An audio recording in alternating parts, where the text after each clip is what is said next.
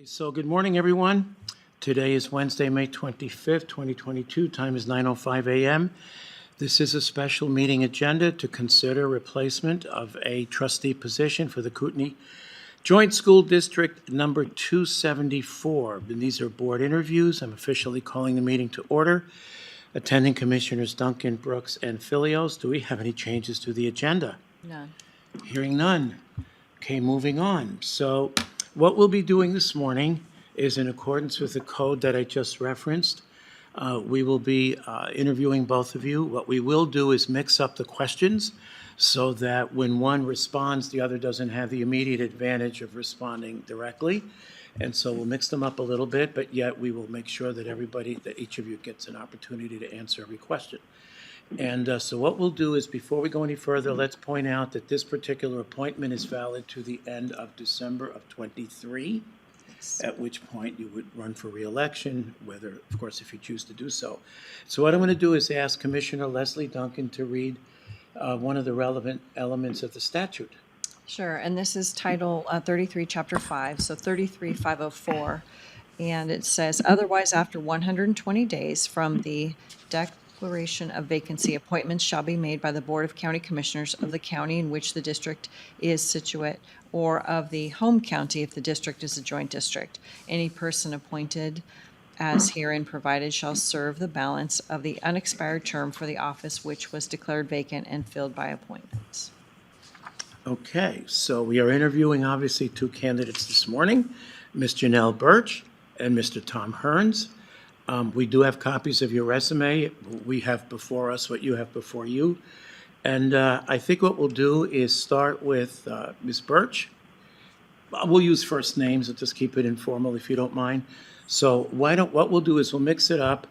And Leslie, do you want to start? Maybe we'll just start with the first question. Sure.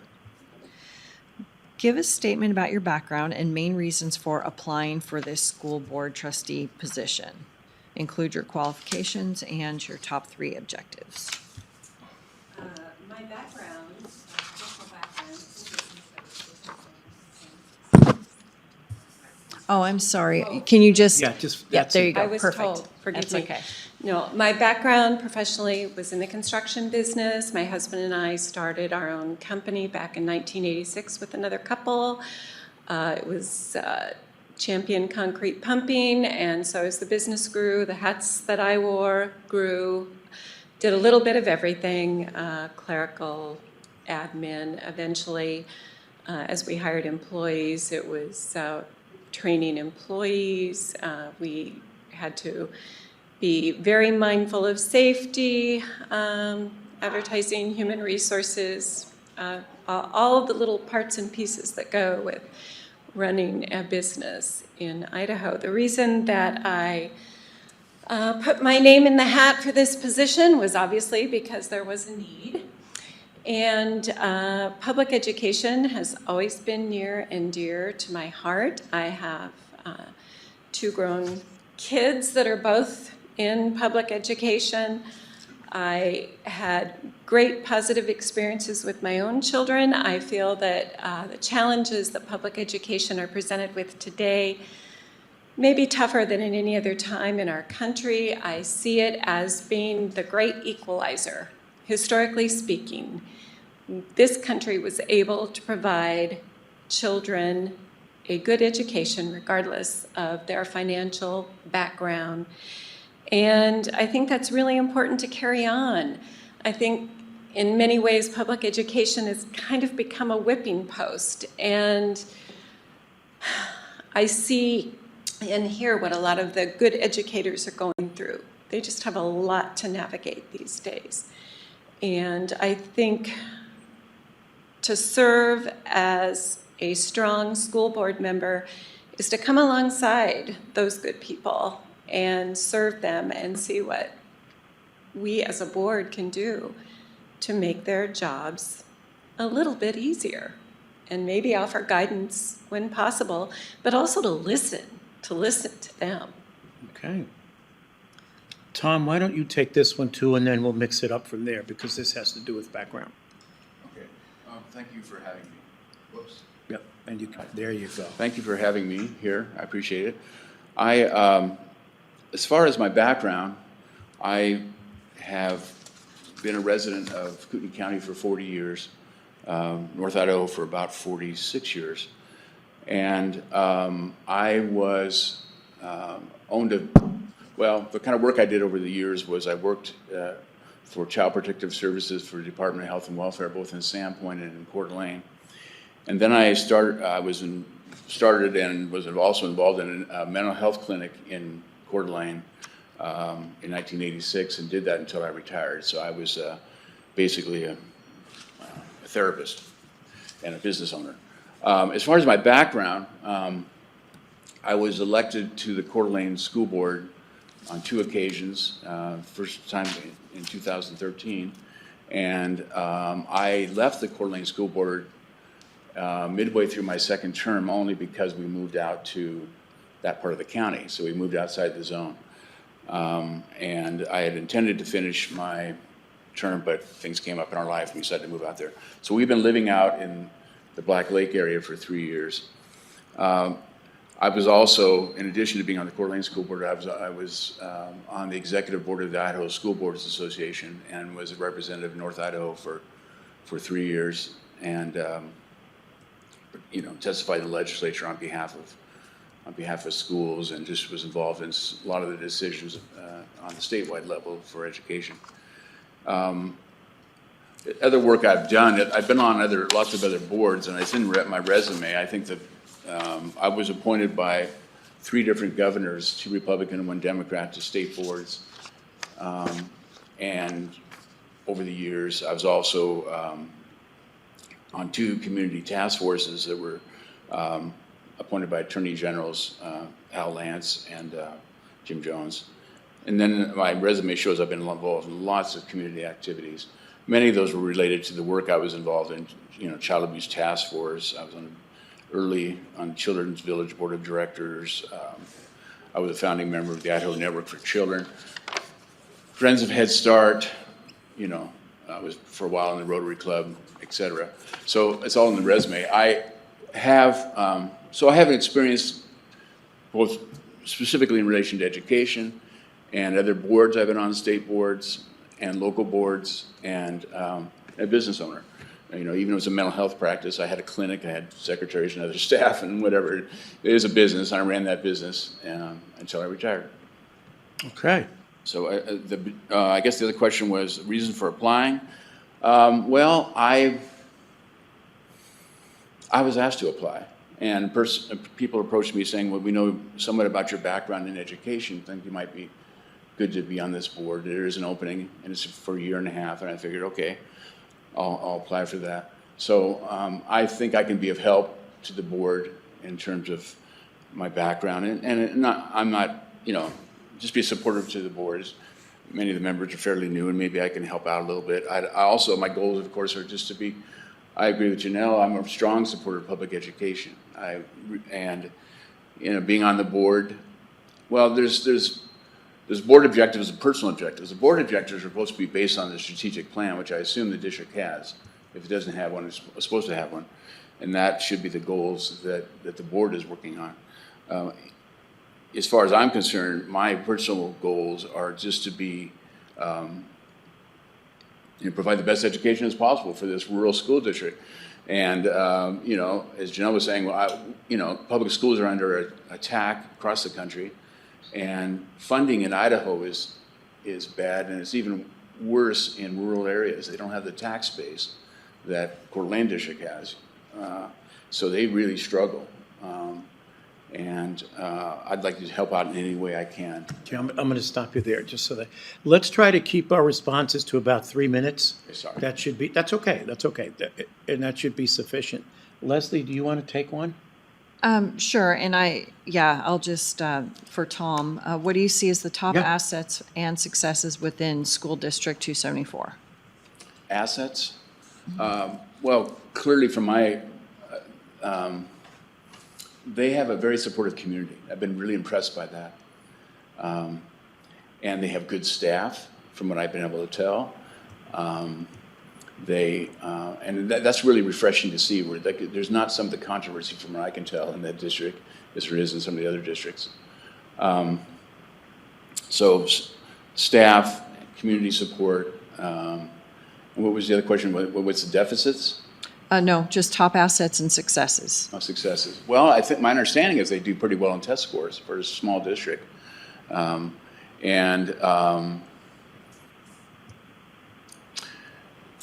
You know, they do well with the money that they get, and they are very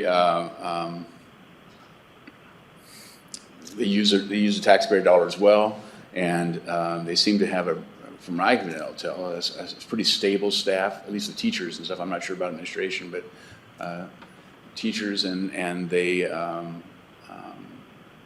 you know, they have a lot of community support. So I guess that's all I can say. Okay. Janelle, do you want to take a crack at that? Well, I concur pretty much with everything that Thomas just stated. I would say also, in addition, there is a good student-teacher ratio because of the small size of the community and the K through 12 grades. And I think they do an excellent job given the resources that they have. Okay. People in the community that I know are dedicated. Leslie, do you want to choose a question? Sure. Janelle, because we'll just all, go back and forth on who answers first. Do you have any specific changes you want to make in the school district policies, programs, or various school curricula being offered? If so, what changes do you want to make and why?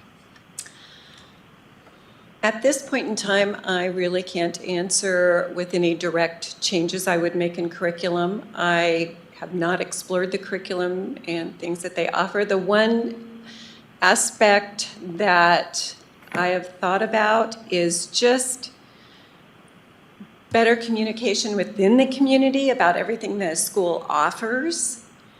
And I'm looking forward to learning more about the curriculum, to taking the time to review it, to talk to the teachers, to look more in depth at test scores, to see, is it broke? Does it need to be fixed, or is it working well? So. Okay. Okay. And I'm tracking these to make sure each of you has a crack at each question. Bill, do you want to pick a question for Tom? No, it would be easier, I think, if you guys went ahead with it, and I'll just listen intently. Okay, so I'm going to skip to number 5 for Tom. Suggest ways in which every student can achieve excellence in education and receive the highest quality of education they deserve. Best ways was,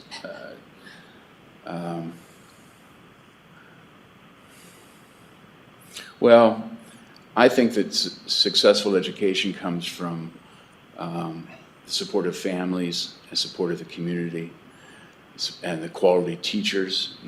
That's been pretty clear over the years. If you look at how kids do, the teacher-student relationship is very, very important. So I think, and as Janelle said, there is a small student-teacher ratio in that district, which is amazing. I'm sure many teachers in other districts would be envious of it, 10 students, 12 students per teacher. So that helps. Small classes really help. But as far as, I think that we do what we can to help the families support their kids' education. We give as much options as you can in a small district. I was kind of impressed that the district has it's not part of K-Tech, the program out there it's not sending kids to K-Tech as far as I know, but they do have a little welding program and stuff that they put together. So kids need there is some vocational training, which I think is great. I'm not sure what the ratio is of kids going on to higher education outside of that district. To help kids in their education, I think that's what we do. We support families, and we give kids the best teachers we can, and the best facilities we can afford, and I guess that's it. Okay. Did you have any follow-on you wanted to ask? No. Pick one. All right. Due to their size, School District 274 is faced with challenges to provide, I'm sorry, this is for Janelle. Faced with challenges to provide the necessary funding. Please describe any ideas you might have for the district to generate revenue. I believe probably there would be grant writing opportunities to get funding for perhaps special programs and projects. I think approaching businesses when we have particular projects coming up. I know the Coeur d'Alene tribe at times has been very supportive, willing to help. And I'm a big believer in if you make needs known, very often people will step up and volunteer. It isn't always about dollars. Sometimes it's about just letting people know and coming in and working together to make things happen, especially in facilities, you know. Okay. Tom, I'm going to take you back up to question number 2. What do you see as the top assets and successes within School District 274? He answered that one? Well, I guess you did. didn't Yeah, you? so 3 is one he has not answered yet. Oh, okay, so let's go to 3 for you. That's correct. Sorry about that. It's okay. Okay, do you have any specific changes you want to make in school district policies, programs of the various school curricula being offered? If so, what changes do you want to make and why? Okay, changes in policy, of course, are made by the board as a whole. They're not, and they're based on, policy should be based on 2 things. One is state law, and the other one should be based on what the community wishes. So if I was on that board, I would try to, and I know that I did attend a board meeting a while back where they were going over a bunch of policy, but I would want to see what the direction is in terms of policy, what policies need to be changed. I don't have, off the top of my head, I don't have any specific changes that should happen now. I'd want to take a look at the policies and consult with the rest of the board, because that's really it's a board decision. Also, the superintendent, from my experience, gives a lot of input on that, also in staff, is what the policy changes should be. And the community should be listened to, you know. That's, sometimes we forget that. I don't think we forget it so much in that district because it's so small. But I think it's, you know, the community needs to be listened to, what kind of changes and policies they would like.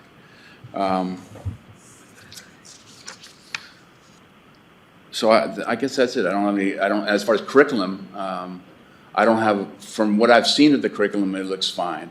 And again, some of those decisions are made locally, some of them are made on the statewide level. There's some minimum standards, of course, on the statewide level. School boards do have the authority, though, you know, to adopt a curriculum to the needs of their particular students. So I would certainly want to take a look at if there's a need for curriculum changes. My sense is right now, no, but there could be coming down the road. Okay. Leslie? All right. For Janelle. Yes. Suggest ways in which every student can achieve excellence in education and receive the highest quality of education they deserve. Obviously, good quality educators, having a good understanding of a particular student's learning style. Parent buy-in is so important. And whenever that isn't available for whatever reason, to be able to provide extra support to that student in lieu of what a parent may or may not be able to provide.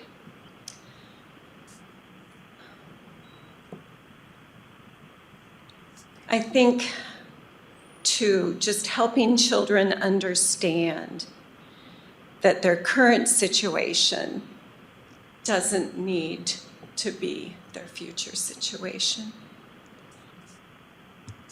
Thank you. Interesting, okay. So past is not necessarily a predictor of the future. It does not have to be. That's a good point. Thank you for that. Okay, so Tom, I'm going to take you to question number 4. which is, given a controversial issue, how would you approach this issue and make your decision? Would you decide differently if you find your position is contrary to that of your constituents? Boy, is that an interesting question. The reason I'm saying that is when I was on the Coeur d'Alene School Board, we had a lot of controversial issues. And so how do you decide those controversial issues? Well, you just do a lot of listening, a lot of asking questions, try to get a consensus of, well, you also take a look at the law and you take a look at policy. You ask internally and externally in terms of staff and administrators, externally in terms of what does the community want. Ultimately, I think,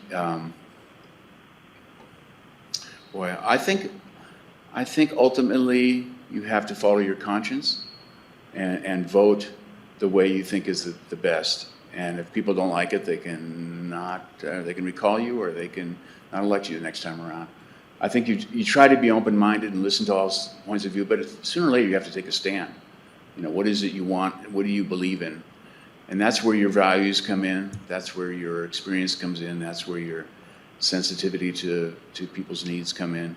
And then I think you just have to make a stand on things, and then chips fall where they may. You know, as far as I think so many people worry about their position over them doing what is right. And so would I go against particularly some members of the community? Yeah, probably I would if I felt really strongly about something. Okay. Thank you. Leslie? I'll get this one for Tom. Okay. How would you help the board with community outreach, specifically reaching a broad spectrum of constituents throughout the district? Well, they do a fairly good job at that right now. I do know that they have a Facebook page. I've seen all their announcements. It's not a lazy page. It's active. It's every day. Just seems like. The school board meetings are fairly well attended. I attended a elementary school spring program just last week, and there were hundreds of people there. I think as far as outreach, I think that it's a small community. I think that they're pretty well connected to that community. I'm sure in consultation with the board and with the superintendent, we might be able to come up with other kinds of things, ways to reach out to the community. But my sense is that they are pretty connected in that community, and that I've been impressed by the amount of support that small district has. People have a sense of ownership. A lot of people are growing up there all their lives, or they grew up there and then came back there or something. And I've met some of those people, and they're really committed to that area. And so beyond what they're doing right now, I would have to talk to I'm not trying to evade the question. I'm trying to be honest. I'd probably talk to the superintendent and staff and the board and see what needs to be done than what's being done right now. Okay. Janelle, question 4. Given a controversial issue, how would you approach this issue and make your decision?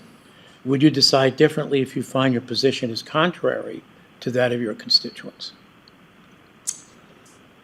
Well, I have to say, Tom gave a great answer to that question when he spoke about listening to different points of view. You obviously have to do that. Try to find some common ground, but absolutely, in the end, you have to vote with your conscience. You have to have a sense of the big picture, what is best for the mission of the district, what is best for the students. And you have to be able to take a little heat in the event you have people that are upset with you. I can't imagine a situation where you probably don't have someone disagreeing with you at one time or another. That's probably an Yes. understatement. Every decision we make Yeah, makes there you somebody go. unhappy. Absolutely. Yeah. Okay, thank you for that. Go ahead, Leslie. All right. Do you support advanced education, including AP, IB, and K-Tech? I'm sorry, this is for Janelle, Okay. because we want to make sure that each of you got Yep. questions, 4 questions asked. So, do you support advanced education, including AP, IB, and K-Tech? How do you think the district can expand these programs and make them more successful? I do support those programs. IB, I have to be honest, I'm not that familiar with. I do remember it being a sore point in the Coeur d'Alene School District some years back. I don't know if Tom was on the board at that time or not. But advanced placement and K-Tech, I am more familiar with, definitely supportive. And thinking about our small rural district and trying to bring in as many opportunities as possible with regard perhaps to a K-Tech style program, I've thought, would there be opportunity to do interning with local businesses for students? And what would possibly a limited K-Tech involvement look like as far as transporting students 1 or 2 days a week? I mean, those are just all kind of open-ended questions that I have going forward.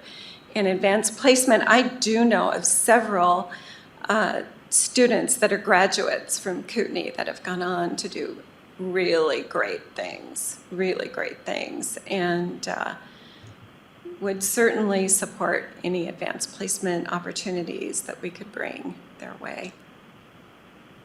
If I'm not mistaken, Kootenai School District has actually placed a few kids, whether in the Merchant Marine Academy or the military academies. Is that correct? Yes. And Yes. those programs are very, very rigorous, and the qualifications are among the highest in the nation. Yes. So that's a credit to the school district. Okay, thank you for that. Tom, I guess I'm going to, let's see, I don't think we got you on item 7, 6 and right? 7, right. Yeah, 6 Yeah. and 7. So let's do item 7. Due to their size, School District 274 is faced with challenges to provide the necessary funding. Please describe any ideas you might have for the district to generate revenue. Okay. Well, I agree with a lot of what Janelle said there. I think the funding issue for schools is not just a local issue; it's a statewide issue, and that's for sure. We always come out as the lowest in the country, or if not the bottom, it's close to the bottom in terms of per pupil funding. We're also a state in that we're one of the very few states in the country that does not provide any help to build facilities from the state. Most states do matching funds or even pay for the complete thing, have complete buildings. And they, in addition to that, they require 2/3 supermajority vote. Well, that makes bonds really difficult to pass, particularly in some rural areas. So if you go around to these rural areas, I'm not saying it's easy in Coeur d'Alene, but you go around to rural areas, some of those facilities are really in bad shape because they can't get a bond passed. So I think some of that is statewide issues, and we just need to keep pounding away at that issue. On the local level, I would agree, grants is important, and getting community involved, businesses involved. And I want to give an example of a fundraiser. I was, about a year and a half ago, I was looking for some firewood. Now, we live out in a rural area, but I hate to climb up and down hills and cut trees. I'm getting old for that. So we were looking for some firewood, and so I talked to a friend of mine who's on the St. Mary's School Board, and they had their basketball team wanted to go to a state tournament, and so for a fundraiser they were selling wood, and so one Saturday the coach and about 10 students came over with some wood that was donated by some local lumber yards, and they cut it, split it, delivered and stacked it at our house, and used that money to pay for their trip to Boise for this basketball tournament. The reason I'm bringing that up is that was really impressive to me. In fact, I ended up giving them a tip. I thought I was so impressed by in some situations, if the kids want to earn certain things, they should earn them. If it's reasonable, I'm not saying, but things like that was impressive to me. Small town values, hard work. It was just really impressive to see it. My neighbors were kind of jealous. I got some really good firewood for a decent price too. Okay. But that's the point I'm saying, is that there are ways some of the kids can raise money for some of their certain things, but we can't expect the kids, most of the funding issue is a statewide issue. There's also levies, of course, and bonds. And I think the district is looking at a levy in the next year or so. So those have to be run, but those are getting touchier and touchier to pass in the political climate. You know, when I was on the Coeur d'Alene School Board, our first couple levies passed by 70%, somewhere in there. Last one passed at 55% or something. So it's getting tough. Getting harder. Well, I think with the fixed income that's moving in here, 65%, or Tough. is that 65% over 65? Yeah, three quarters, isn't it? 67. 66 and 2/3. Well, what I'm saying is the amount of people moving here Oh, you are mean the fixed, age. You mean the fixed age. Yeah, income. yeah. Yeah, so the age, Retirees, yeah, yeah. the retirees, so don't have kids in school anymore and they're on fixed income. So I think it's a little bit harder for them to get behind levies. So, Okay, Leslie, your turn. sure. And we'll go with Tom again. Do you support advanced education, including AP, IB, and K-Tech? How do you think the district can expand these programs and make them more successful? Well, I certainly do, if they can do them. Advanced placement, if they can, or have some of the kids go to NIC, which they call dual enrollment. That's a good thing. And I know that a lot of kids from the Coeur d'Alene district and some of the other districts do that. As far as IB, I was not on the board when that controversy happened. But I think the controversy around IB was part of the motivators for some people to vote for me when I ran for, IB is an expensive program, a controversial program, and frankly, I probably wouldn't push to have that in that district. I think it's a great program in terms of teaching kids an internationalist view of things, but K-Tech is an excellent program, and I don't know what I don't know what the district does with K-Tech, if anything, now. But I would agree if there's ways of getting kids up to the K-Tech program, that's excellent. The times I visited that facility, I was so impressed that it provides a really good training for kids who are not going to go on to higher education, but just want to get be taught a skill that they can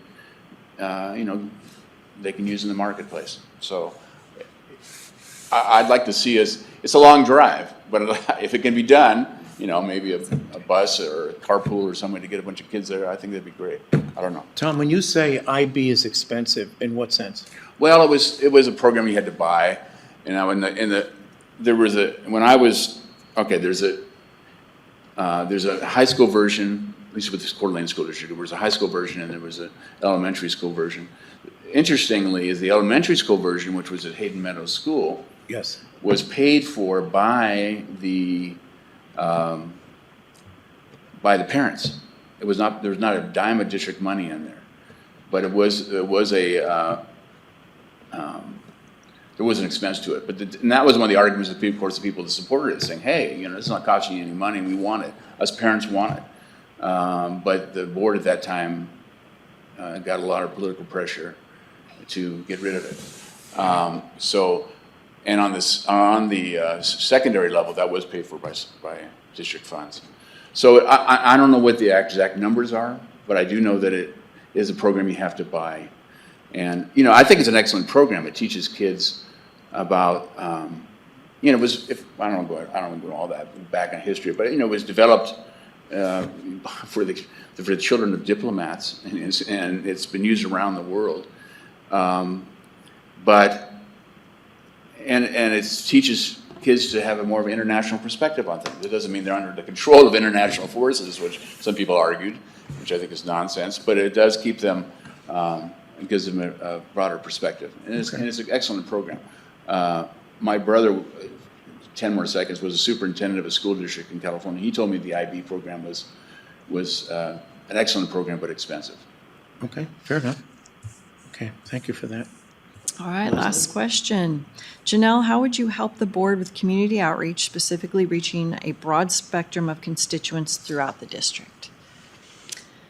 Well, I would agree with Tom that I think the school board does a good job right now. The district itself does a good job. One thing that I've been impressed with the superintendent most recently was he would have weekly coffees in the community, 2 different locations, and those were posted. And people were able to come and meet with him one-on-one in an informal setting.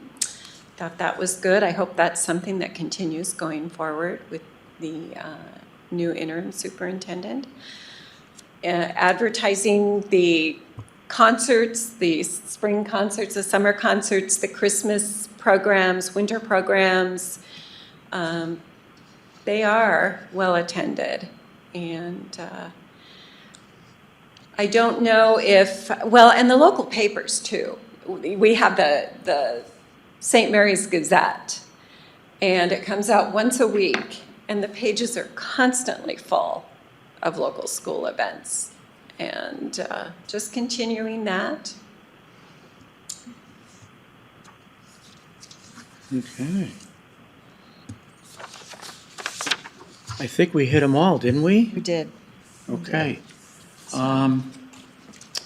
Leslie, do you have any questions for either Janelle or Tom that you'd like to pose? I don't think so. I think they both did a good job answering the questions, and I think I can move forward. Okay. Bill, any questions? No, I think both candidates did an excellent job.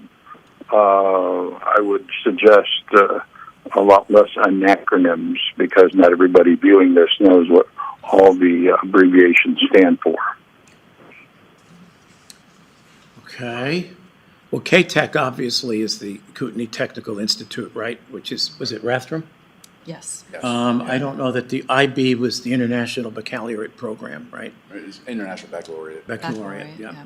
And let's see, what else did we? AP is advanced Advanced placement. placement. AP which is advanced you placement, stated. yeah, absolutely. Yeah. Let me give you each an opportunity to comment. Tom, why don't you go first? If you want to summarize anything you want to leave us with. Closing remarks. What was, what'd you say? Closing remarks. Closing remarks. Okay. Well, I again, my motivation to be on the board is just to be of help. That's, I don't have any other motives than that. I think that I have a good background in education and being on various boards, both on the government level and on the private nonprofit level. And I think I can add some experience to the board.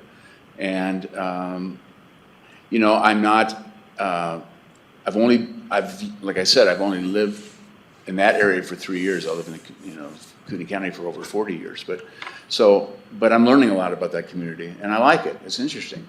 So I guess my summary comment is I appreciate you considering this relatively short-term appointment to the board. It's only a year and a half, and I will do the best job I can if appointed. Okay. Thank you. Janelle? Well, obviously, Tom has just bucket loads of experience in this field. I would say I would bring perhaps a fresher perspective, fresh eyes. But having said that, in full disclosure, I would not be opposed if I were appointed to picking up the phone and calling him from time to time and asking him for his thoughts. So is that it? Just hope to be of help. Just hope to be of help. Okay. Don't have any strong agenda other than just coming alongside and helping public education continue to be a positive community offering where we live. And truly, that's really what matters. It's stepping up. And there are too many people who don't step up, and we can see that just in the election. What was it, a 34 or 35% turnout? So thank you both. Sincerely, thank you both for stepping up. Okay, so basically, we just concluded the first item of our business, which was the interview process. So the second is the actual decision, which is the board member selection. And so what'll happen is there'll be a motion, and it'll be seconded, and we'll vote as we do with most cases where we do have an action item. So, Well, would you like to deliberate at all? yeah, absolutely. Okay. So why don't we start I don't know that we need a formal motion to go No. into deliberations, do we? No, Okay. not Go this right case, ahead, Leslie. so. Equally wonderful candidates, definitely. So to me, the overreaching thing is kind of experience versus fresh eyes. And this board in particular has had a habit of allowing new people to step up and fill the roles. We, in the past 3.5 years, have appointed people over people who'd been on boards for 20-something years. And so I think I tend to go towards the fresh eyes perspective. Janelle volunteered for this position. She wasn't asked to step up. I think that, the communication piece with the community, her business background, that's what they had to do to maintain a successful business, was communicate with the community. So I found her answers contemplative and short to the point, and her ideas were logical. So I think I would lean towards that, and solidifying my leanings would be that she's definitely not opposed to calling on people with more experience to help her navigate through some things. Okay. Bill, your thoughts? Well, I enjoyed the interviews very much, and I appreciate the answers of all the candidates. They were sincere and thoughtful, and not canned, which unfortunately in situations like this, oftentimes you get canned responses or evasive responses. I personally, we couldn't go wrong appointing either one of them, but given the experience of Tom, I think I would lean toward Tom. Okay. I guess I'm last, right? Mm-hmm. Again, thank you both. I think it's a tough choice. And I think, I think Leslie brings up a good point. We have experience versus fresh eyes. Experience doesn't preclude fresh eyes. Fresh eyes does not necessarily preclude experience, but doesn't necessarily include as much of it. And as impressed as I am with both of you, I think in this case, I would have to go with Tom. So, So can I just? yeah, go right ahead. Tom's been in the community for 3 years, and I think Janelle, you 26? I've been in northern Idaho for over 40. I've Right. been full-time In down school there district. for 9 years. Okay, yeah, so that would be another thing, is she's Okay. been in the area, in the district for triple the amount of time. So even though they've both been in North Idaho for 40 years, then, Okay. Bill, any other thoughts? No, I'm prepared to go forward. Okay, so is there a motion? All right, then I'll make the motion. With regard to the appointment for the remainder of the term through December of 2023, the appointment to the 274 School Board, I recommend for the appointment, Mr. Tom Hearns. End of motion. Is there a second? I second the motion. Bill Brooks, Aye. Commissioner Duncan, nay. Chairman Philios. Aye. The motion is carried. Mr. Tom Hearns is hereby appointed as the board member to the School District 274 for Kootenai. Thank you both very, very much. Thank you. Public comment. I will. Go right ahead.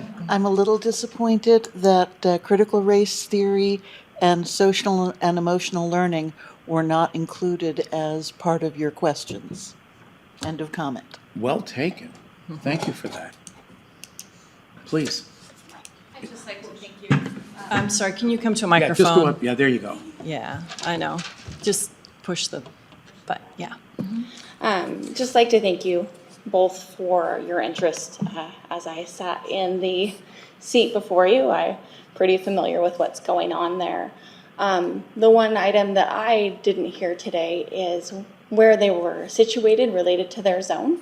As a member of the community, I'd like to see someone that can go on to the school board and continue there long-term. And the zone that they're located in versus the zone of appointment wasn't mentioned. And so I think that would have been a relevant piece of information. Unfortunately, neither one are in the zone. And the third had never really The responded. third who is was that in the correct? zone chose to not Not participate. participate. Yeah, I just thought for like from Sure. a piece of information, that would be helpful. But By the way, we didn't get your name. oh, I'm Amanda Reinhardt. Oh, okay. Thank you. Did fill zone 2 until January. So I thought there were some good questions, and I appreciate both your interest. I think the piece that I'd like to see is I've seen so many people step up to the plate and say that they're interested over the last 5 years or so. And not many of them have I actually seen at the board meetings. And I feel like the way you really understand what's going on is to be sitting in a seat. And I know that we had some challenges there with COVID and some of that, changed to online. But I think that we could use all the support we can in the community. And I would just encourage you to participate in the meetings, even if you're not on a seat, because I think there's a lot of roles to be filled, and the district and the students can benefit from that. Thank you. Thank you. Does anybody, do they want to comment? So we have 2 comments online. Ellie, I'm going to spell out her last name, Getchius. She just would like to wish a sincere thank you to both candidates as well as the Office of the County Commissioners for their time in the process. We appreciate you all very much. Comment number 2 is from Kara Seigley. That's Seigley. And she says, some of the residents of the districts do not have children or may have little interest in supporting our public schools. And she's asking a question, but it says, what are your suggestions for gaining support or interest from these people, especially when the new levies need passed? Okay. Thank you. Thank you. Anyone else? Yeah, go right ahead. Hi, Erin Barnard, Coeur d'Alene. I would like to second Mrs. Genorio's comments about the CRT and SEL questions not being asked, just because I know from public discourse in the past the emotional outbursts that parents can have over that type of stuff. And then I would also like to second, I'm sorry, I didn't get your name. Amanda's comments about how you really can't understand what's going on in a school district until you are a part of it and go to those functions and then also go to those school board meetings. So it's really important. I know Mr. Hearn's been in it for a long time, but please stay in it, because I think we need the people to really rise up and get involved in that community. So please, thank you. Thank you. Anyone else? Hearing none, I have 9:54, and this meeting is adjourned. Thank you, everyone. Thank you, Janelle.